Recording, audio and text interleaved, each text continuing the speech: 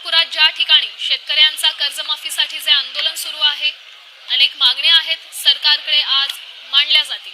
या आंदोलनस्थळी मनोज जरांगे स्वतः दाखल झालेले आहेत। या आंदोलनाला पाठिंबा देण्याकरता मनोज जरांगे पाटील स्वतः नागपूरच्या आंदोलनस्थळी दाखल झाले। आपण ही ताजी दृश्य पाहू शकतोय।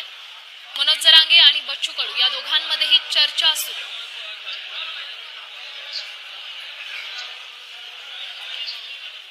बच्चू कडू यांचे शिष्टमंडळ आज मुख्यमंत्र्यांच्या बैठकीसाठी दाखल होणार आहे। या बैठकीत मुख्यमंत्री आणि दोन्ही उपमुख्यमंत्री उपस्थित असतील।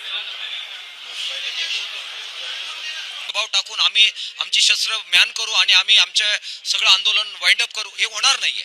तुम्ही किती पण दबाव टाका, कितीही फोडा, कितीही जेल तुरुंग लाठ्या काठ्यांची भीती दाखवा, शेतकरी आणि आम्ही सगळे कोणी थांबणार नाही आहोत।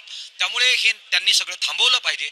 जातीच्या पलीकडे जात शेतीसाठी आणि मातीसाठी लढण्याची ही वेळ आहे। त्याच्यामुळे मनोज जरांगे पाटील येत आहे, त्यांचं आम्ही स्वागत करतो।